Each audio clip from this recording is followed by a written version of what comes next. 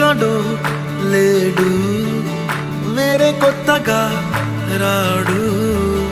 మంచి మనుషులలో గొప్ప మనసు తనై ఉంటా.